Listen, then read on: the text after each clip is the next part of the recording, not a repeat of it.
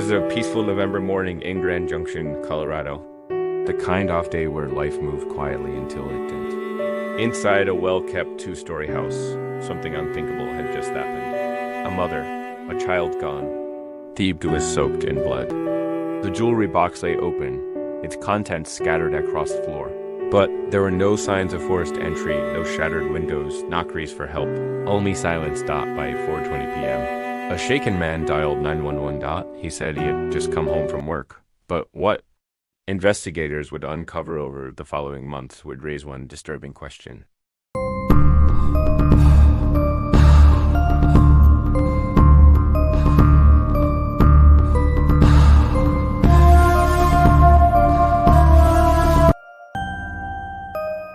Was the danger ever outside the house at all? In the fall of 2001, the calm streets of Grand Junction, Colorado, a quiet city sold about 200 meters southwest of Denver, were shattered by a disturbing call that would ignite one of the most chilling investigations the region had ever seen. 38-year-old Michael Black, a Navy veteran turned production manager, had built what many considered a picture-perfect life. After a decade of military service, he'd settled into a civilian role at Ametek Dixon, a local industrial firm, and shared a tidy 12-story home with his wife, 4-year-old Jennifer, and their young daughter, 6-year-old Abby.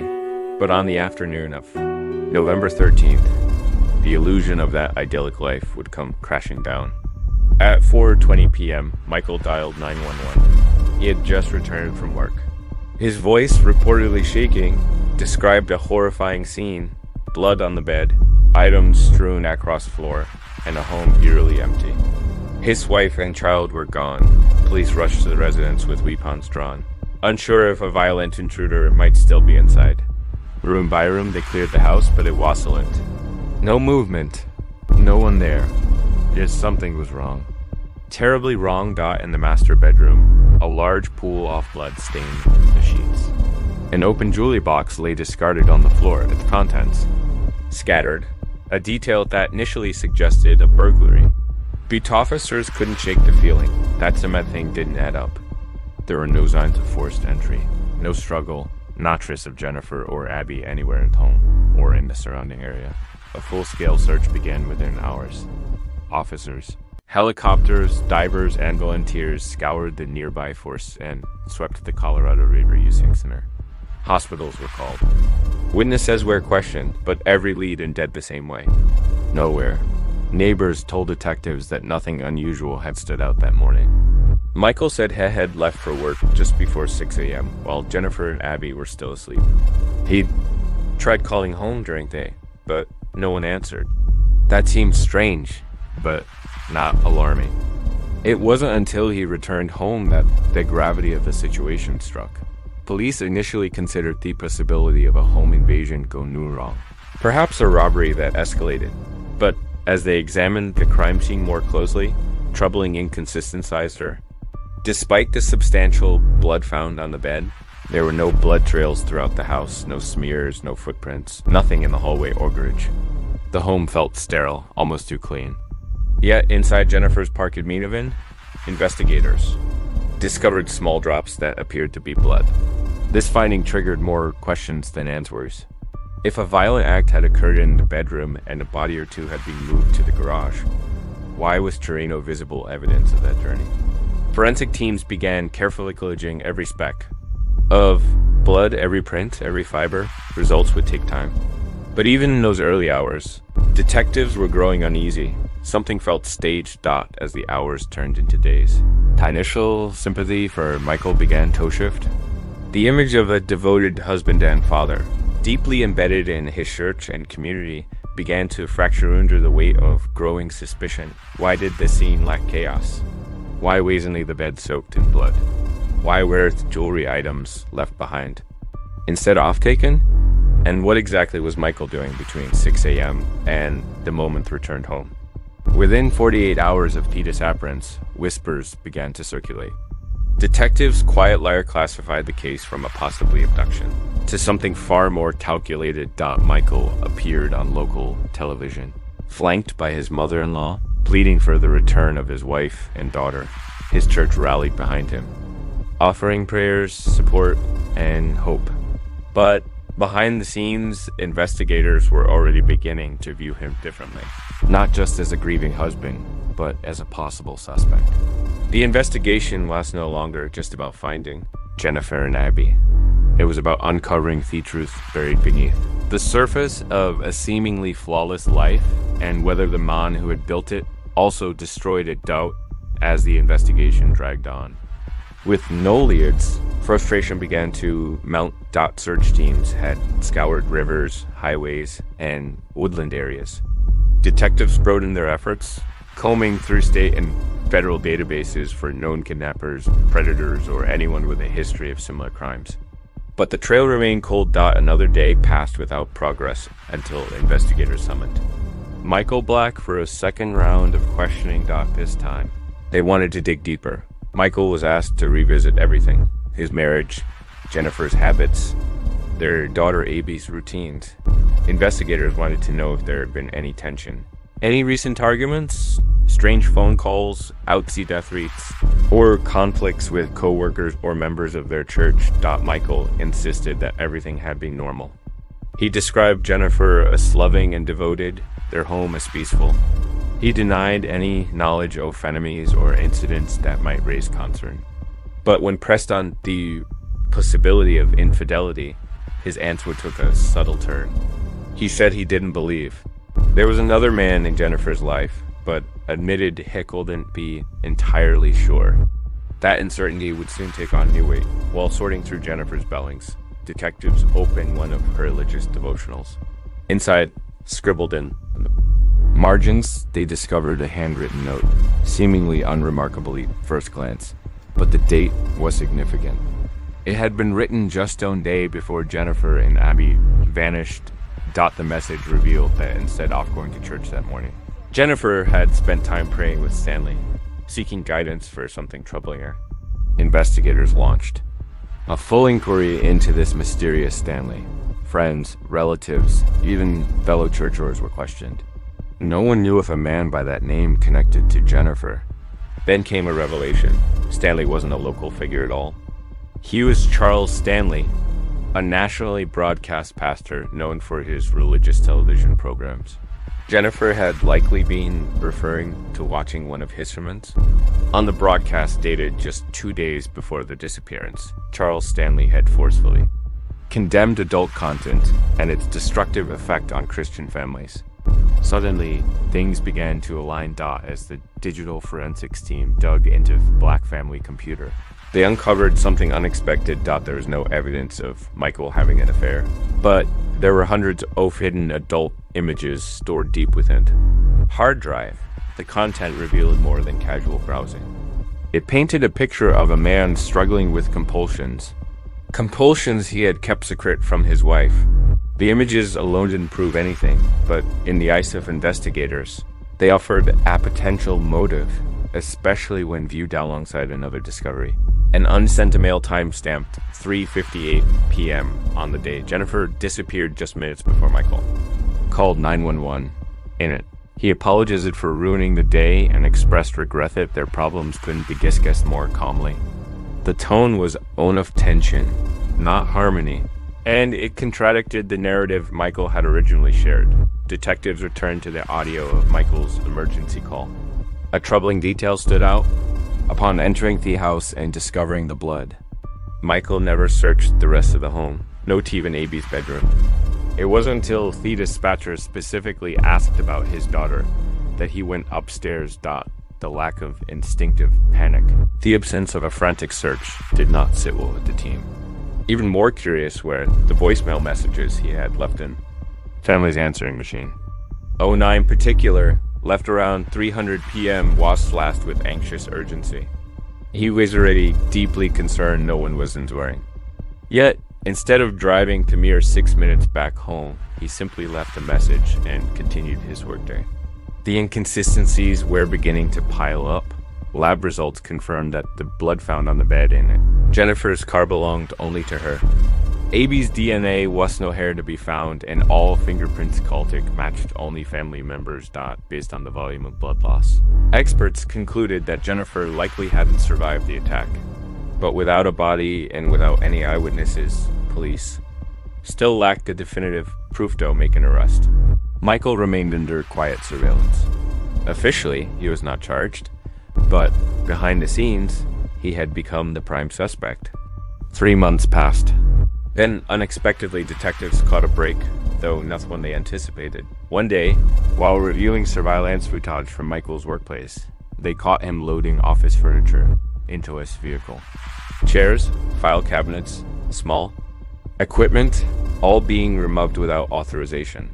Investigators confronted the company, who confirmed that Michael had no permission to take any of it. It was petty theft, but it spoke volumes to detectives. It was a telling sign.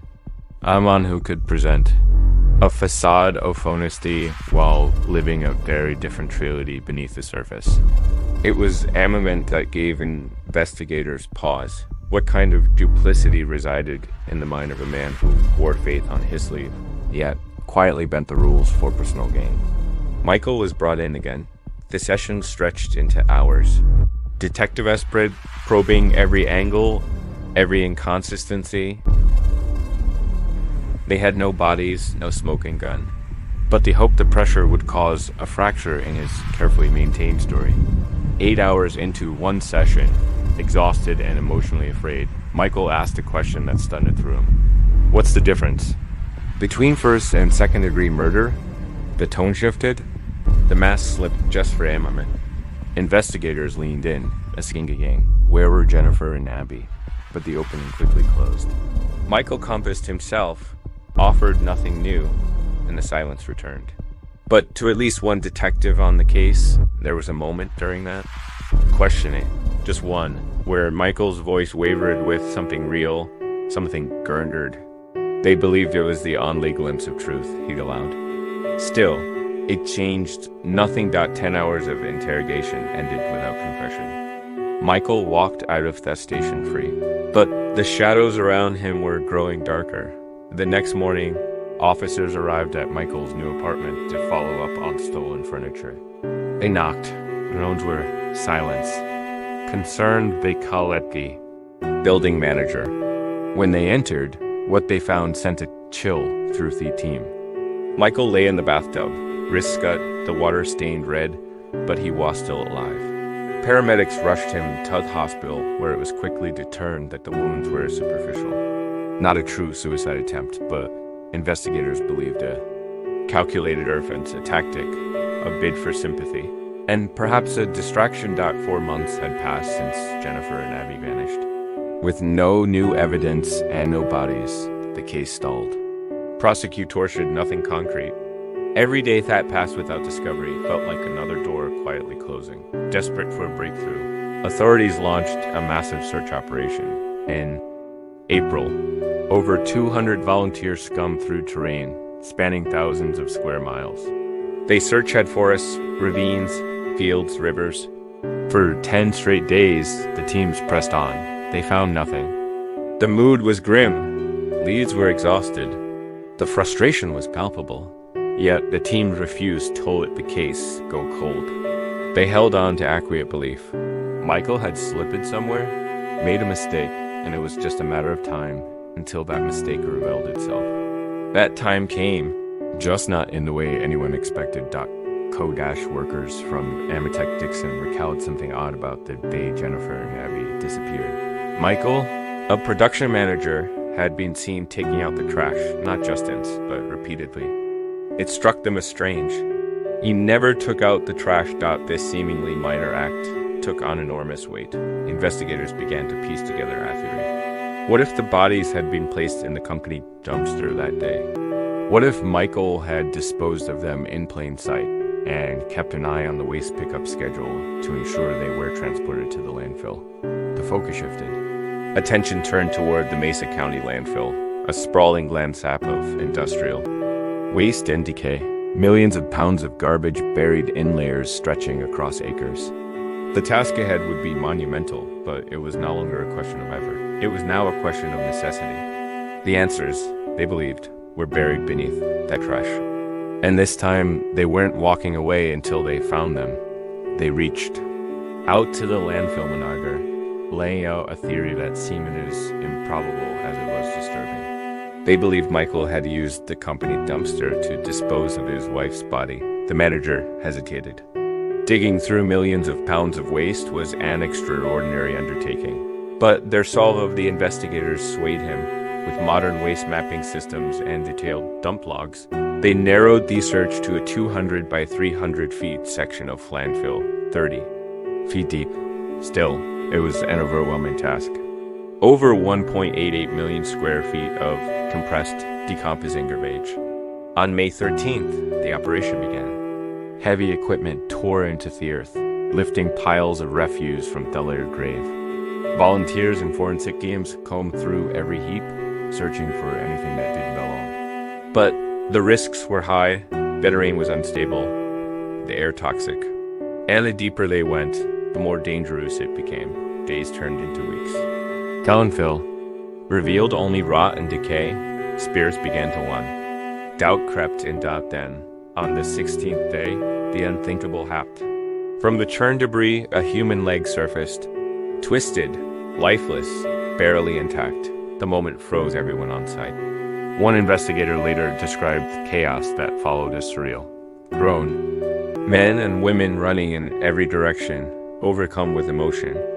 No one had truly believed this day would come. Now here it was. The decomposed remains were transported to the forensic department. The team confirmed what many had feared. The body was Jennifer Black. She had been found wearing pajamas. A dental brace remained fixed in her mouth.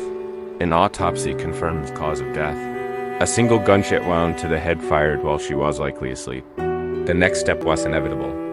A warrant was issued and Michael Black was arrested at his mother's home. Back at the landfill, the search for Abby continued. Investigators shipped over 4,600 tons of garbage, descending 19 feet into the landfill's depths. But the little girl was never found. After 52 days, the operation ended. The ache of that failure would haunt the team for years to come. 2 years later, the trial began. The prosecution presented a chilling narrative. Michael Black had shot his wife in the face as she slept. He then wrapped her body in a nylon tarp, placed her in the family minivan, and dumped her into the work dumpster. He returned it home and staged the scene to look like a robbery gone wrong. The defense pushed it back, insisting there was no direct evidence linking Michael to the body. No witnesses, no weapon, no confession, all circumstantial. But the weight of the facts told a different story. 5 weeks later, the jury returned with a verdict. Guilty of first-degree murder. Guilty of theft against his employer. Guilty of a calculated cover-up. Michael Black was sentenced to life in prison without parole. He never charged in connection with Abby's death. Her remains have never been found. Investigators believe control was the motive. The secrets on his computer, the staged crime scene, the desperation to preserve a clean public image, all pointed to a man who would rather destroy his family than face the collapse of his carefully managed life. He never confessed, never admitted Jewel. Even after conviction, Michael Black maintained his innocence. Years later, in 2014, his conviction was averted not because of new evidence, but because one juror, a woman named Marilyn Charworth, had failed to disclose that she was a domestic violence survivor. The defense argued this omission tainted the jury pool. The state retried the case, this time in Jefferson County. 17 years had passed since Jennifer's murder. Witnesses were older, memories faded, but the evidence still stood. Michael was convicted again in all counts. Life in prison was reinstated. Today, Michael Black serves his sentence at the Colorado Territorial Correctional Facility in Canyon City. His appeal was denied in 2018. A 3-judge panel affirmed the ruling. This story happened in Latin America. Thank you for watching this video. Please like and subscribe our channel, Unreal Truthful Crime. Stay safe.